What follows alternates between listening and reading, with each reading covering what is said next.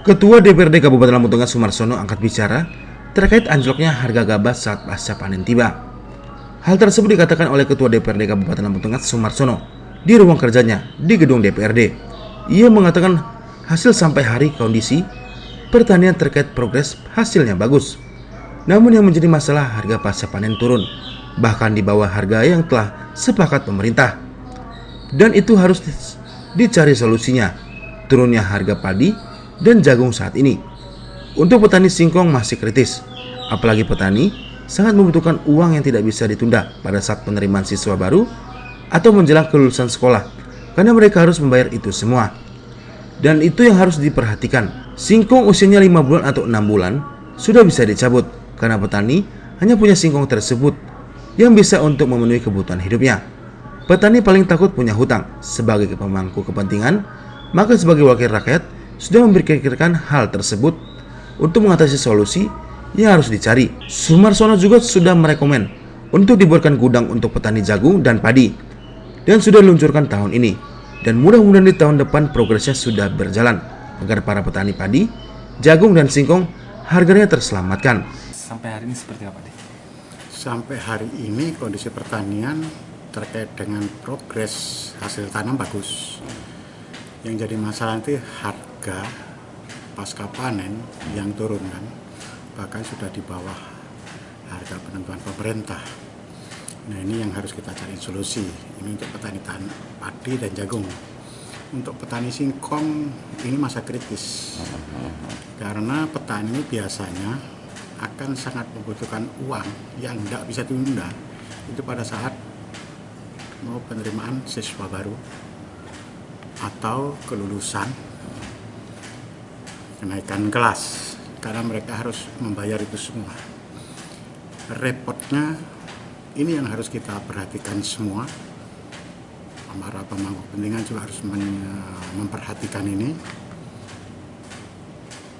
Singkong dengan usia 5 atau 6 bulan pun karena punyanya itu terpaksa juga harus dicabut, karena dia punyanya cuma itu. Petani ini biasanya paling takut dengan yang namanya hutang. Sementara singkong dengan usia 5 sampai 6 bulan kandungan ajinya belum ada, baru berbentuk singkong. Sementara untuk pembesaran dan pengisian aji ada di 6 sampai bulan ke-6 sampai bulan 10. Nah, ini yang jadi masalah. Dipaksakan dibawa ke pabrik, nggak mungkin nggak dibeli pabrik. Tapi pada saat di pabrik tentu harganya akan sangat jatuh. Potongannya besar. Nah, ini problem juga kan. Nah, ini yang harus kita perhatikan. Dan pemangku kepentingan, saya sebagai wakil rakyat juga sudah harus memikirkan itu, solusi apa yang harus dicarikan. Untuk petani jagung dan padi sendiri, solusi kita seperti apa, Dik, untuk? Nah, kalau kemarin kita sudah rekomen untuk dibuatkan resi gudang untuk petani padi dan jagung, resi gudang. Nah, karena kita luncurkan baru di awal tahun ini, saya berharap tahun ini atau minimal akhir tahun atau tahun depan ini sudah bisa, progresnya sudah bisa jalan. Karena kita juga sudah memiliki gudang sebetulnya kan di Anak Tuha, atau bisa dititipkan di mana, intinya pakai resi gudang sampai harga sesuai yang diinginkan oleh petani. Sebab kita sama-sama tahu beras harganya mahal, tapi padi harganya hanya 4.500, 4.300 bahkan kan, itu diterima yang bagus. Kan begitu.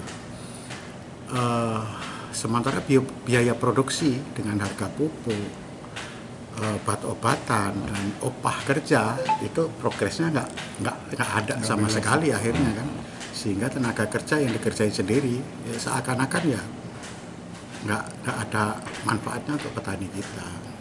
Penyebab harganya apa, turunnya harga gabah apa sih sebenarnya, Pak Ketua DPR? Ya kembali lagi lah, turunnya harga gabah itu Memang panen raya atau memang pertama ada permainan tengkulak? Pertama, informasi dari pemerintah pusat yang melakukan impor dengan asumsi beras, stok beras di Bulog tipis. Sama pemerintah itu kan minimal 40 hari kebutuhan harus stok itu tercukupi seperti kebutuhan. Bahkan 3 bulan sebelumnya stok harus sudah tersedia untuk menjaga ketahanan pangan.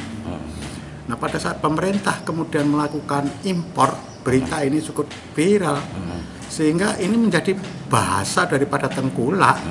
Pemerintah mau impor nih. Nah, kami nggak beli juga nggak apa-apa. Nah, inilah yang harus dicarikan sebagai pemangku kepentingan kalau memang berpihak kepada para petani, kepada rakyat. Sama-sama kita akui, pertanian juga menyerap tenaga kerja yang cukup banyak. Khususnya di Lampung Tengah, 70% lebih rakyatnya adalah petani. Lampung Tengah ini lumbung pangan Provinsi Lampung, penyangga pangan nasional. Nah, ini juga harus diperhatikan. Terkait resi gudang tadi